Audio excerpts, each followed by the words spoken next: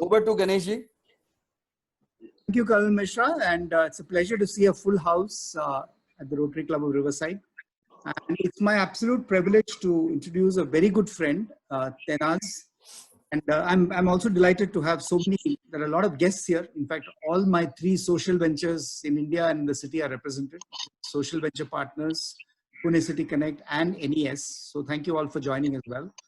And I think Tehnaz is very special for us because she's going to talk about something that we are all experiencing, which is the whole social development sector in the country and the world. And in a sense, that is also suffering because of COVID, and we will kind of touch upon that as we go along. But just to very quickly introduce Tehnaz, she, as you've all seen, but I'll just repeat the highlights. She has a PhD in, she's a doctoral degree in the political economy from Ohio in the US. And she was the first UNICEF Global Coordinator for women and children affected by landmines. As all of you know, the landmine problem has been immense, and it's something that probably doesn't strike us very closely in India, but it would be really good to understand the kind of work that she's done there. She's also a very diverse personality in the sense that she publishes a travel and lifestyle magazine, as you would have seen. She also does modeling, which is very interesting.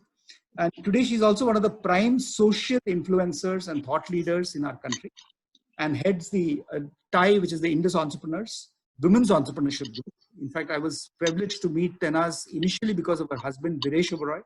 And Viresh himself is one of the movers and shakers in Eastern India because he ran a company called Metal Junction, which was a Tata Steel joint venture, and then was the head of TIE, and he's still very, very active in the entrepreneurial sector. And apart from that, Tehnaz is also consulting with various educational institutions, providing training to NGOs and CSR heads, and very focused assistance on program planning and implementation.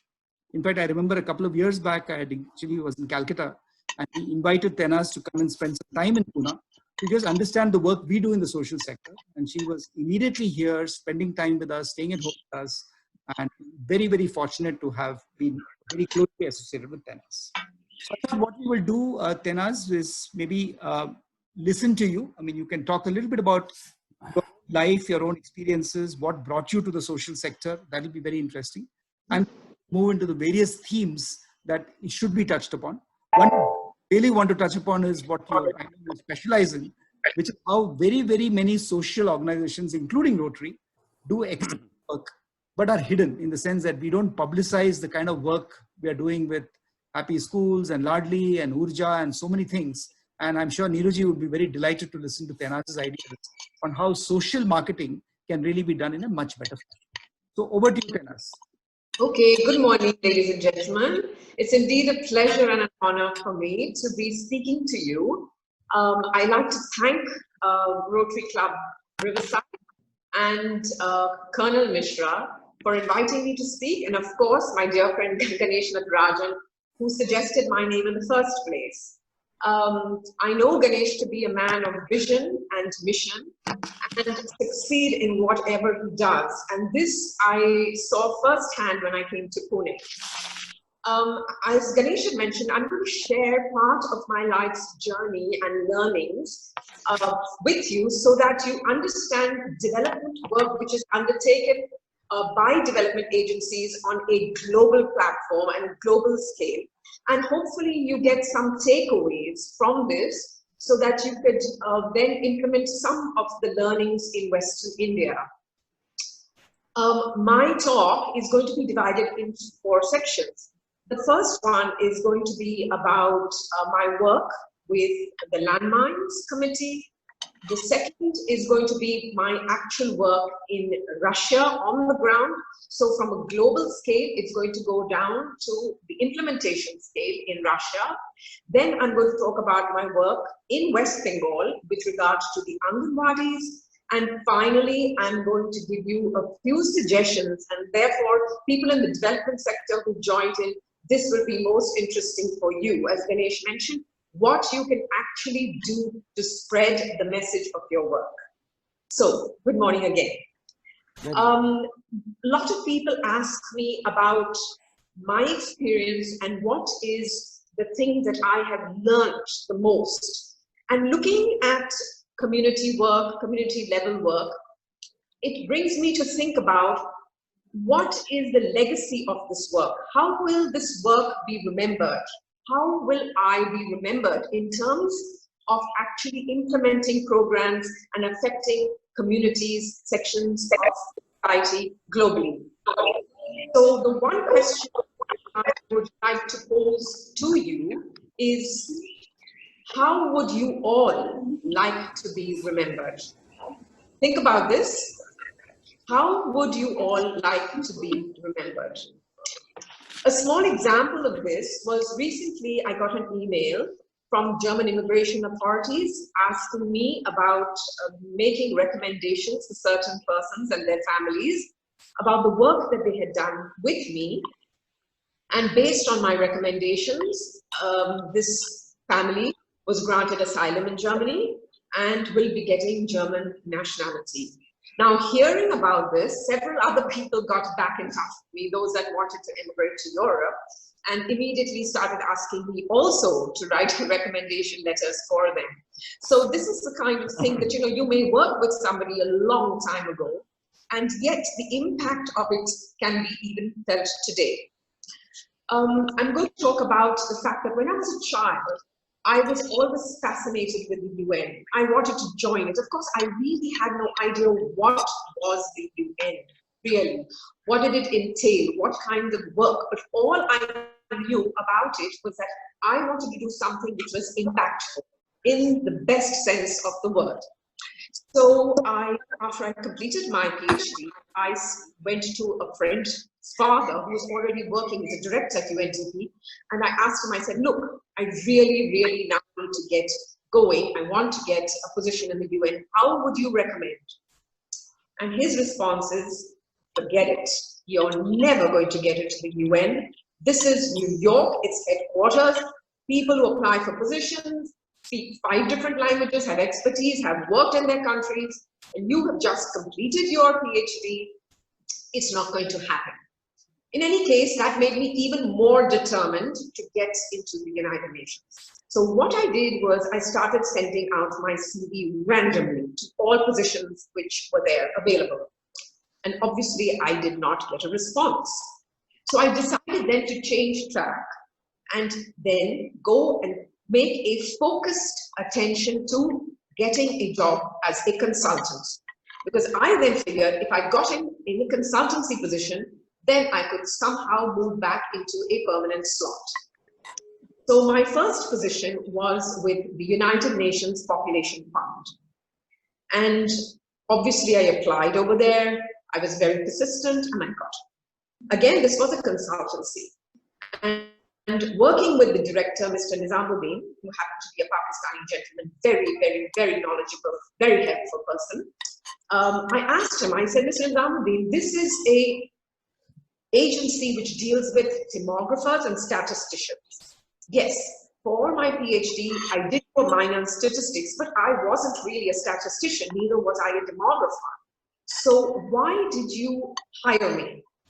And his response was, because you constantly wrote to me, you followed up with phone calls, you persevered. Therefore, I thought, why not? Let me give you a try. So the first thing I would suggest is look at being persistent. Persistence always pays. So after moving on from the UN Population Fund, I then joined UNICEF, again as a consultant. And I was working in the economic policy unit. From there, I moved to statistics and monitoring.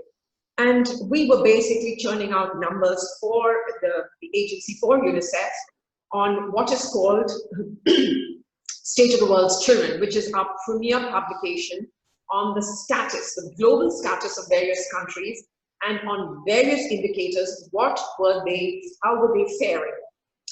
And working there, I realized, of course, that this is very important work, but this really wasn't my calling. So I walked down to the second floor and went and met the director of the Office of Emergency Programs, or EMOPS.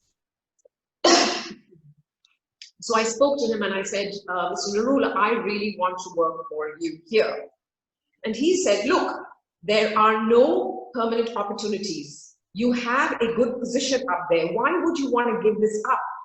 And I said, because the work itself really didn't move me. I wanted to do things which were much more impactful. So I didn't care about giving up that particular position to get something which was, well, rather insecure. And hearing this, the director was so taken aback because everybody wants to have, a secure position over there, that he said, all right, fine. I'm going to put you into the policy section, and you will now work with this gentleman, David. So there were loads of issues which we worked on. And among the first days that I was there, David asked me, Tehnaz, what do you know about IDPs? Frankly, I was thinking about it. I had no idea what IDPs even meant. So I just looked at him and I said, nothing. I know nothing about IDPs. And he said to me, aren't you ashamed to say that you know nothing about the subject? And I said, no, not at all. Because if I tell you I know nothing, I'm here actually to learn from you.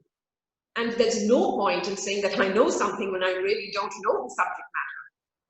So the second learning here would be, if you don't know something, ask, learn, do the research. It never ever hurts. It only helps your cause. So he promptly planked a big file of papers on IDPs. IDPs are incidentally internally displaced persons. So like you had refugees that move from one country to the other, internally displaced are people who move from one part of a country to another part, maybe because of social, political, economic upheavals. So I was working on this particular cause, and now I want to just sidetrack and tell you why is it that we were even looking at this issue of IDPs then. UNICEF's mission and mandate is to ensure the survival, protection, and development of children. And when there is war, trauma, the first casualties of this are women and children. They suffer the greatest. So we were now looking at, in wartime situations, how would we help these displaced persons, which were our primary mandate. I worked on this issue and eventually helped to draft what became to be UNICEF's policy on IDPs. Now, there were several issues that we were dealing with. We were dealing with unaccompanied children. We were dealing with child soldiers, with children's health. We were dealing with child trauma, education of children, their health, provision of supplies in wartime situations. But one thing which actually caught my eye was the landmines issue. Now, usually what UNICEF does is we look at international treaties and conventions, use this as an anchor to guide our policies. Excuse me. So UNICEF had been one of the primary movers and shakers with regard to the Convention on the Rights of the Child, or the CRC. Incidentally, India signed the CRC in 1992. So what we did is we looked at this document and used the various tenets of this document to shape our policies, whether in war or in development times. The CRC, if you don't know about it, deals with children's rights, okay? The right to name, the right to nationality, the right to education, the right to health, clean water, sanitary conditions, against sexual violence, etc. All these human rights of children. And each right had been then broken down into how individual countries can influence and can move and can shape policies to achieve these goals. So, during the previous government's time, UNICEF and several agencies worked with the national government in India, for example, to look at the right to education. Why did we do this? Because India had signed the Convention on the Rights of the Child, and it was therefore obligated to ensure this right to education for every single child in this country. Now, today, in today's terms, there is the UN Sustainability Goals. I would recommend that you look at those goals, study those goals, and whatever projects you have, whether it is to do with education or health or water and sanitation, look at it, because the government of India is absolutely keen on ensuring that it achieves these goals. And if your particular projects can then be related to these various international treaties, it is better for you in terms of international funding. It is better for you in terms of dealing with the government of India. All right, so going back, I was extremely interested in this issue of landmines. Why? Because as a political economist, look, if an area is mined, children can't go to school, ladies can't gather wood, they can't get water, they can't go to the bazaars. There is no transactional relationships. One is hemmed in because of these mines. Furthermore, children look at these mines as something to play with. During the Kosovo War, when I was there, it was absolutely terrible because the Allied forces had dropped these landmines from the top, which looked like very bright colored Coke cans, beautiful colors. Naturally, children out of curiosity would touch them, they'd blow their arms and legs. What would happen then? They would have to be carried to the hospitals. Over there, they would have to have emergency care, and loads of other problems would then ensue. So what we were looking at is stopping this flow of landmines and making people, the world, understand this issue, understand this problem, and making them sign this treaty. But in 1994, 95, this really wasn't a sexy topic at all. So it was hard. My work then, I was just looking at the policies, and based on this work, I became the UNICEF focal point and then eventually global coordinator on the subject. What I had to do was study the subject in depth. Another learning to you would be anything which you do, study it, read about it, look at it from all different angles. Only then will you gain adequate knowledge to be able to present your ideas to others, to be able to garner funding, to be able to implement your projects. So I studied this. Now, it's not paper learning. In order to do this, I had to actually go in field, talk to mine victims, talk to our various policymakers, go down to the various mine-affected countries, look at the problem firsthand.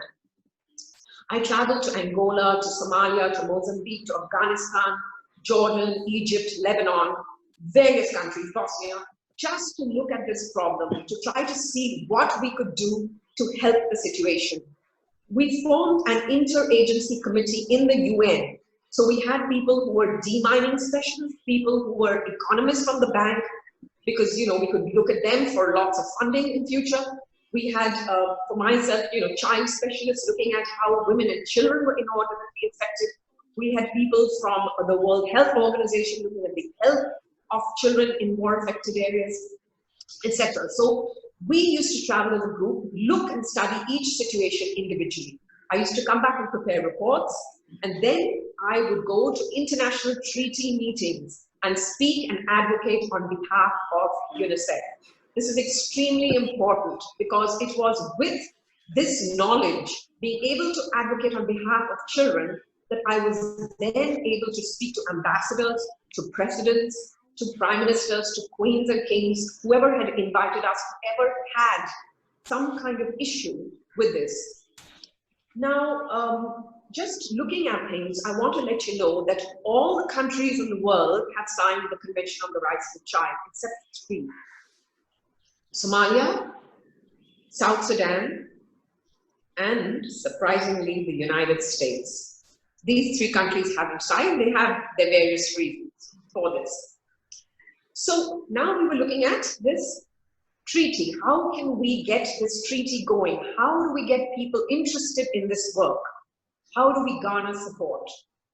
We had various international agencies, International Committee of the Red Cross, UNICEF, all the UN agencies, High Commission for Refugees, World, etc., all working together to try to come to a common path. Eventually, during this work, I met this lady called Jodie Williams. She was a very, very strong advocate for this issue. We had many meetings, we spoke about this at length. And often she would come to me and say, you know, Tehnaz, my NGO, I just need a small amount of money, $35,000. Is it possible? So I would always tell her, let me get back to headquarters and see, you know, let me try to help you out over here. We worked and worked tirelessly for several years on this. And eventually in 1997, both the International Committee to Ban Landmines and Jodie Williams won the Nobel Peace Prize. So now we had people who were friends, who were Nobel Prize winners, and we were absolutely overjoyed. We had gone out and achieved what we wanted to achieve. We had studied the subject, and after this, I was then mandated to draft the UN International Guidelines on Mine Awareness Education and Standard Operating Procedures on the same. Again, we held meetings, we brought in people. So one of the learnings from this is try to always be as inclusive as possible when you're doing your work. You are doing special projects on the ground. Involve local communities, speak to them, hear their opinions, help them, shape them, and then you will find that you will be much more accepted when you are looking at your programs on ground. Looking at this in totality, we were so happy that with what we had achieved. Moving on, a lot of people then, you know, all they had to do was make sure that now they got adequate funding for their programs on the ground. The practitioner now got going. In the course of this work, I got to meet a lot of interesting people. I was in touch with the Kennedys because the Kennedy Foundation and UNICEF worked together in Angola and also in South America. I met George Soros because, you know, he was interested in this. Paul McCartney because his previous wife had lost a leg and she was extremely interested in, not through landmines, but she was interested in helping. And Queen Noor because it was on her invitation that we went to Jordan to actually look at the situation. Jordan had a particular problem that it was laden with mines during the Arab-Israeli war, where the Pope had come and had sanctioned that it was Jesus' baptism site. So no tourists would come to Jesus' baptism site because of mines. So they had called us because they wanted us to look at the situation and obviously help demine that area. So, you know, you meet interesting people, you get to know this. Now, just bringing this down to your level, if you're doing work on a particular issue, say it's on an immunization program, get to meet people in your area that are interested. Get a local celebrity to endorse you. Work through your systems, and that in itself will help spread the message of the good work which you're doing. From New York, I moved on to Russia. Now, in New York, it was a policy, it was a fundraising, it was a much larger role. Now I was going down on the ground level to be an actual practitioner of this cause. Going into Russia, there was a very different problem. We were going into an area where we were told that these IDPs, remember the first thing that I spoke about, IDPs, from Chechnya were coming down into this republic called Ingushetia. Russia has what we call in India states, they are called republics. So these IDPs were coming en masse. Why? Because there was a massive war going on. UNHCR, we were working as a joint UN team. UNHCR was the agency in charge of all this work. They were basically looking at shelter, looking at heat, looking at water, creating the campsites according to international guidelines. UNICEF, for its part, and I was looking at the women and children and the situation there. World Food Programme was providing, obviously, the food, and WHO was looking at the health issues. So we were all working as a united kind of office there. When I went there, I was working one day in the field, and this Chechen lady came and she showed me a bowl of food because she assumed that I was in charge of the food. And she said, Devushka, you know, I'm not appreciating that you are stealing my food. And I had no idea what she was talking about. And I saw that in a big bowl, she had 8 large pieces of meat in it. And she had 4 members of family to feed. So she said, how can you expect us to live on this? You know, you guys are stealing all our food and you think that we're going to tolerate it? Impossible. This got me to thinking that when somebody challenges you and they are in the wrong, there must always be a fitting reply. So the next day, I called all the ladies in the camps, sat them down, pulled up a projector and showed them a film of our work in Somalia, where you could see the quality of the refugee camps, the children that were so starved that they were being fed with a dropper. It was so sad to see the situation. Aid agencies working over there trying to do their best. When I finished this and they saw the movie, a lot of them started crying and they came up to me and they said, look, we are very, very sorry. We now appreciate that we are in such a good position over here. And obviously you are not in charge of the food. So in any case, we are sorry to see, to have, you know, said these things to you, but now we understand and we are extremely grateful to understand how well we are served here in Russia. What was my job in Russia?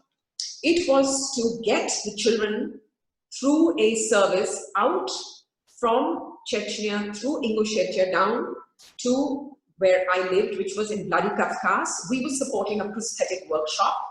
So they would come down, they would be fitted for prosthesis. It takes 2 or 3 different fittings for this. We would provide psychosocial trauma counseling for the children and their mothers. We would provide a meal when they were there throughout their stay. We would also ensure that they understood about landmines and provide a great deal of mine awareness training so that they didn't injure themselves again. So what they could do in areas which were mined. And then we also provided education and vocational training. This was my program. I set it up from scratch. This was the work that I did in Russia. Now, obviously, Russia is not the same as being in Africa, so the rules and regulations dealing with Russian authorities was very, very different.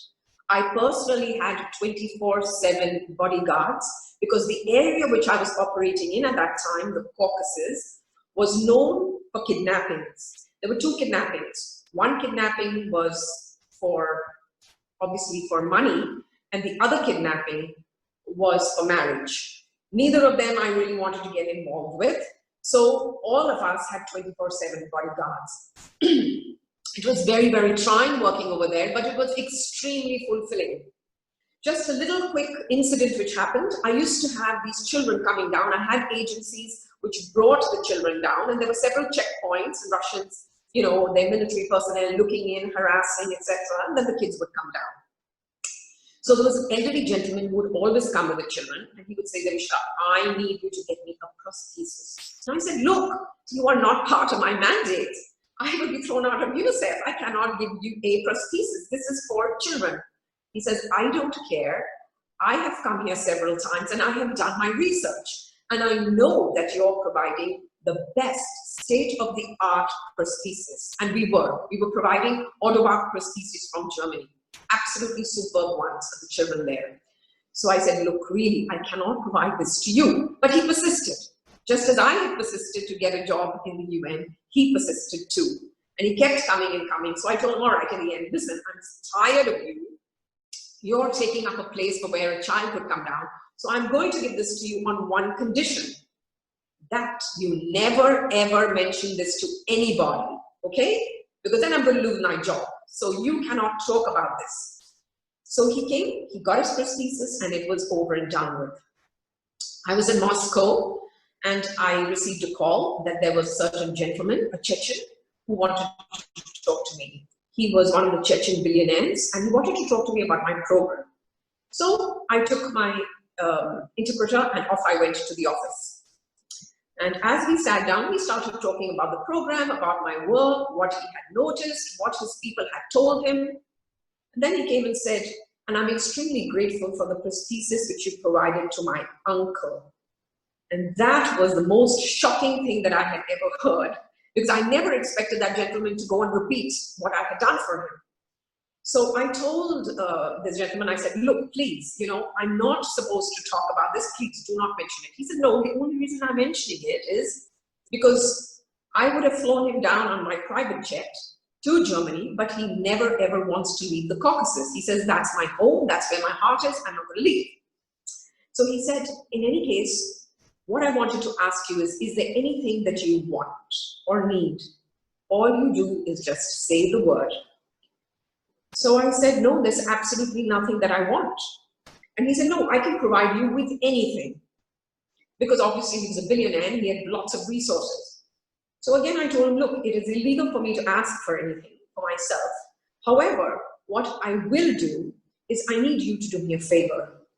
There are 2 children in Chechnya who I want medevaced, airlifted down to Moscow, because hospital number 9, which is where all the children generally that were injured went to, that hospital, one of the first things that we had done was refurbish its operating theater. And I said, the people over there just don't have the ability to look after these children. They were extremely badly injured by landmine blasts. So I said, please, this is the only favor that I really need to ask you. So he said, okay, give me the names of the children and I'll immediately get it done. I'll get it done tomorrow. But this is not what I was asking you. I was asking you personally, what is it that I can do for you? And obviously, there was nothing that I could ask personally as a favor. So, you know, sometimes you do things and you don't even know the consequences of it. My suggestion is always try to do what in your heart you know is right, and it will pay off. My third part, which I'll quickly go through because time is running out, is my work in Bengal. I was called by the head of UNICEF West Bengal, and she asked me, she said, I want to start a CSR program, Tehnaz, and how can you help me with this? So we suggested that, all right, why don't you do something? At that time, my husband was the deputy, and he was going to become the CII chairman of Eastern India, but he was deputy at that time. And I went up to him and I said, look, would you want to do a joint CII UNICEF CSR hub here? And he said, why not? Let's go ahead with it. So I spoke to the head of UNICEF here in West Bengal and I said, let us create this hub. What we will do, and this was 2 years before the Companies Act came into being. I said, let's create a CSR hub. UNICEF, for its part, will actually do the advocacy. We will go to corporates, tell them about programs, see what they would like, and if they would help us with the funding, and do a project here in West Bengal. We did surveys, we went all over. Finally, we decided that we are going to do a survey, going to do a project, which would be our pilot project, for 20 Anganwadi centers, which we would make into model centers. So that was our project. I had many meetings with the CII staff and with donors. They were very hesitant to fund this. So initially we only had 7 Anganwadis. We wanted 20 funded. We had only 7, then we got 11, and eventually in the 3rd year only, we got enough money for 20 Anganwadi centers. We did a survey over there, and one of the things that UNICEF always believes is we should do projects where we can have them scaled up. So we do work with hand in hand with the government. Now, if you're not aware, the Anganwadi is itself one of the flagship programs of all the government of India. So obviously, we had to work with the Ministry of the Child and Women Development Department over here, and we worked with them, and on the ground, I worked with the CDPO, which is the Child Development Project Officer, to help implement this. Now, in rural Bengal, these Anganwadis are owned by the government, but not over here. Where was I working? I was working in the largest minority slum in Kolkata. So when I went in, first and foremost, there was lots of antagonism to somebody coming inside and working. They didn't like it at all, the local people. The Anganwadis themselves were not owned by the government. They were clubs, privately owned, in extremely poor condition, where people were playing cards or games or drinking in the evenings. So when we went to the various landlords, we had to bring them together and say, look, we want to improve your centers. They were immediately afraid that coming with the government would come, make repairs and take over the centers. So we had to have a series of meetings with these people, a series of meetings with the local community, explain our project before we could go through. Learning here is always involve the local communities in anything that you do, because what you think is important may not be really what their needs are for the current time. These people understood. We worked then on the program for doing what? For painting the Anganwadis, for cleaning them up, for having filtered water, because we found that a large amount of diarrheal diseases in that area was because of unclean, unsafe water. We had portable toilets over there where toilets weren't available. Where they were, we tried to make them as child-friendly as possible. We provided educational materials, mats, food, implementation of all the various things needed to make it a child-friendly center, and then eventually gave several rounds of trainings to the workers on education, on nutrition, and on health, maternal health and child health. Looking at the records, told them how to fill in all the various government records. Eventually, the program was so successful that people in the community started coming to me and complaining about their centers and saying, look, why don't you take over my center? You know, why are we left out? It became such. People were extremely happy when they had felicitations of the local MLAs. I was usually called over there to speak about the program. And the word spread in the community. Therefore, beginning from being suspicious and antagonistic towards me and our staff and our people there, they started welcoming us and they appreciated it. One day, the secretary came with me to see the program.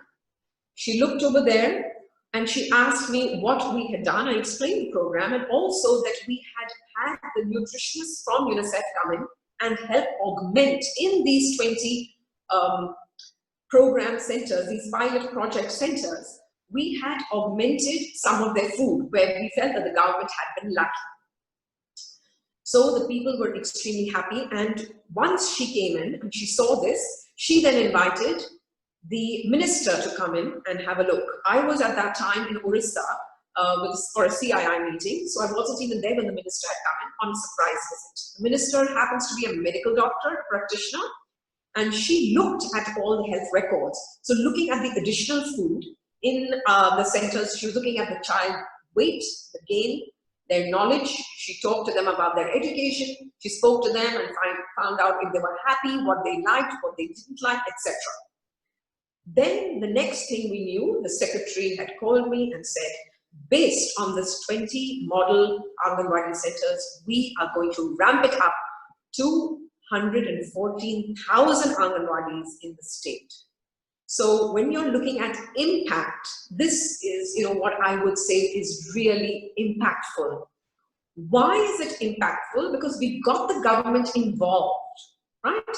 So I am now going into my final couple of minutes, because I see my time is out, on what I would recommend that you do in terms of social media and in terms of advocacy. You have a robust Rotary Club at Riverside. You all are doing various good things going on. But do you have a dedicated URL for YouTube, Instagram, Facebook? If not, I would recommend that you actually get it going. Pre, during, and post your projects. Have photographs taken, have somebody with a camera looking around, taking things, talking to your beneficiaries, getting interviews, getting this taped, and put it together professionally. This will always help you when you're doing your work.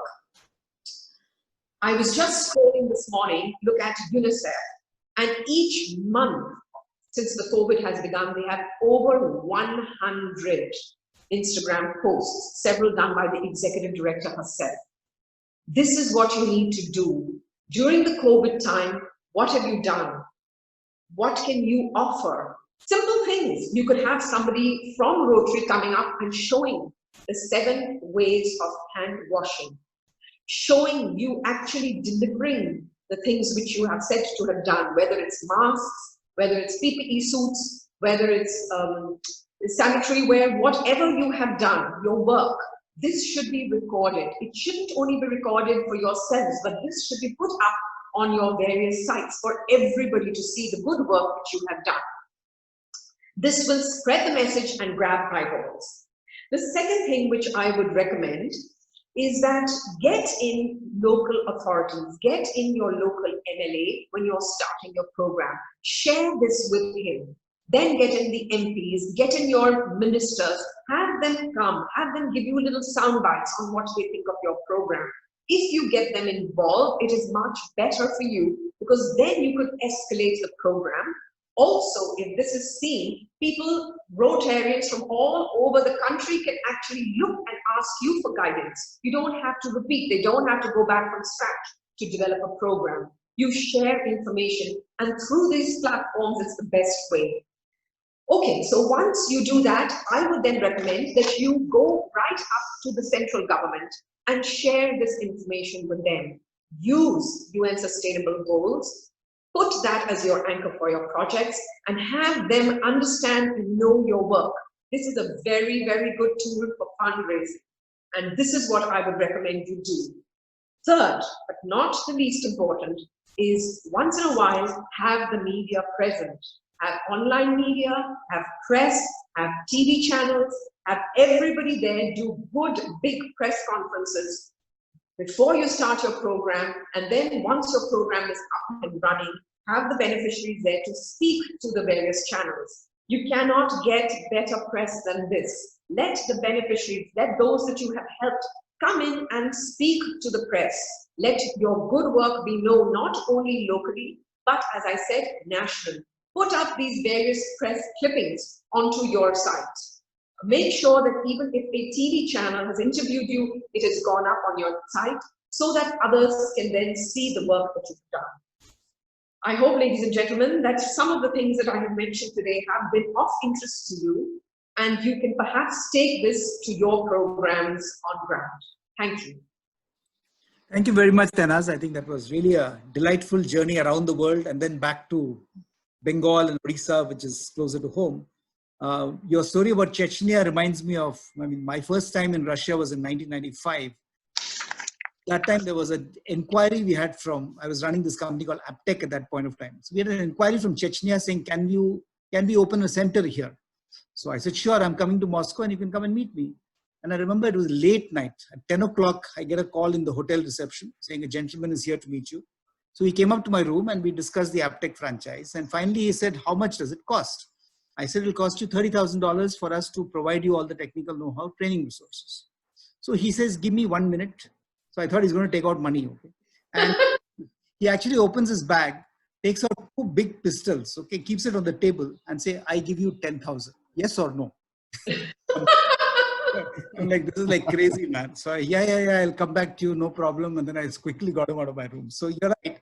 You never know what to expect in different parts of the world.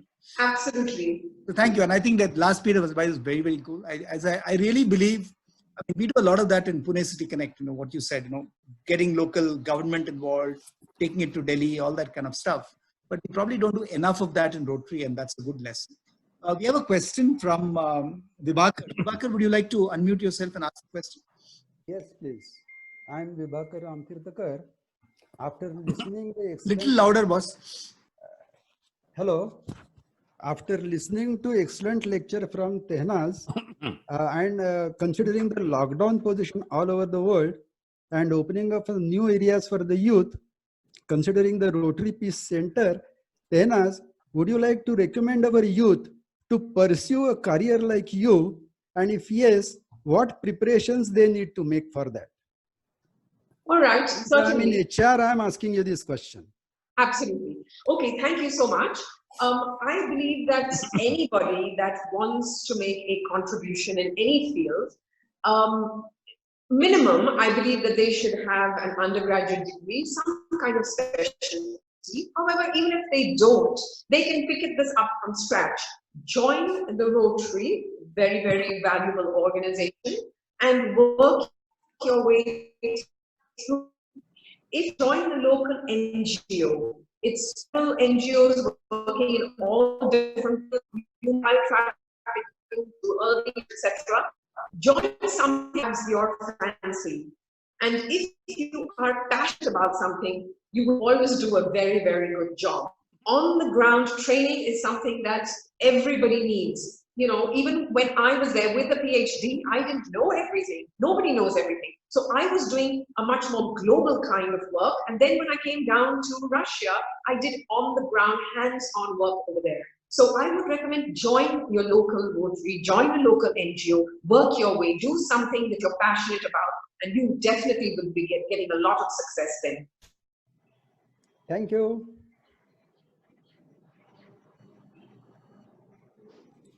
Any other questions? Anybody else?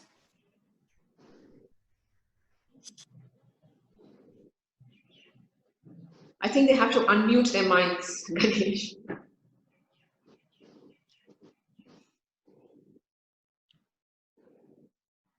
I had a question, Tehnaz. I mean, you talked about the displaced personnel. I mean, the biggest crisis we've had in the COVID times is the whole migrant worker problem. So do you think, I mean, from your own experience of, or rather rehabilitating displaced people, that it's wiser for the country to find them jobs locally where they've already gone back? Or should we just assume that urbanization will start all over again and we should just wait and let them come back to the big cities? Any thoughts on that? Yeah, I have actually two different thoughts. Look, we're a democracy. Anybody can move anywhere for a job. I mean, that's their right. So, you know, that's fair enough. But yes, of course, let us look at the states where people are moving from. Bengal, all the 25% of the tech people in Bangalore are Bengalis who move from here for better prospects. We are talking in Maharashtra, a lot of laborers, etc., from Bihar and from UP.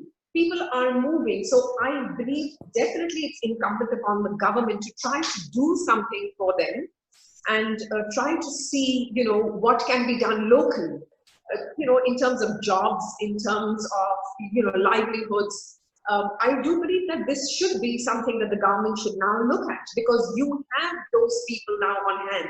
Do something for them, create projects. Obviously, may not be quite easy during COVID times, but think about it right now so that once the pandemic is over, you have a pool of you know, people that now would like to be working here. A lot of the migrants, we have seen interviews with them, are extremely unhappy with the treatment that was meted out to them, and they swear they will never go back.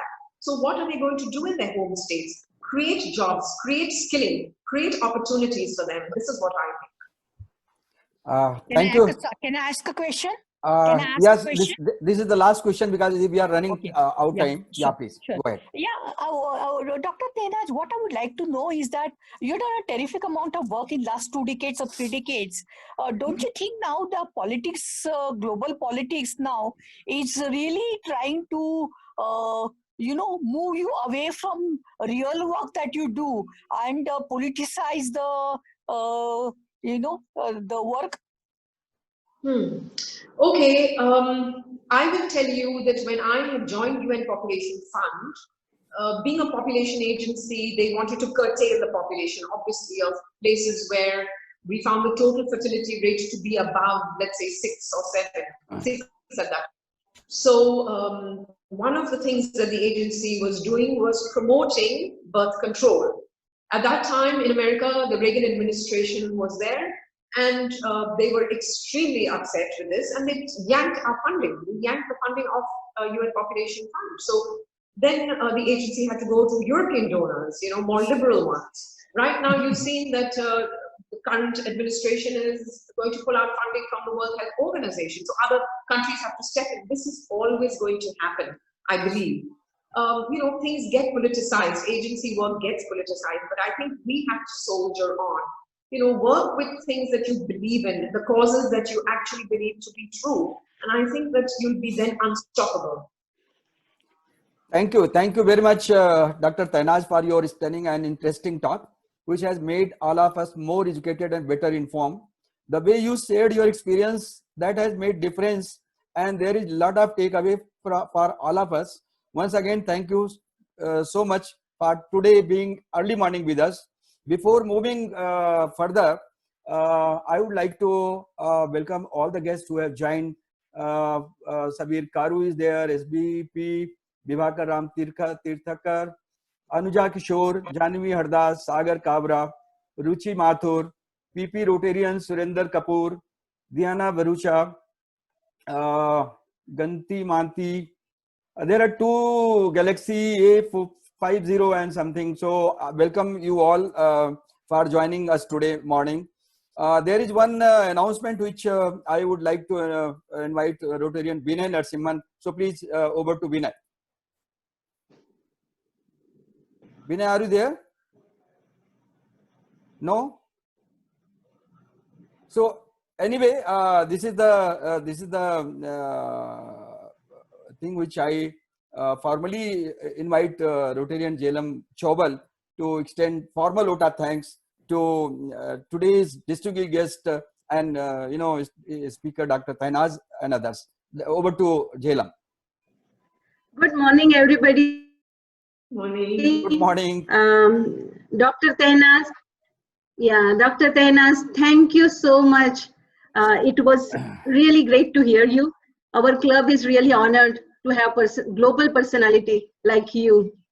When I heard your name, Tehnaz, I liked the name and I Googled it. What is the meaning of Tehnaz?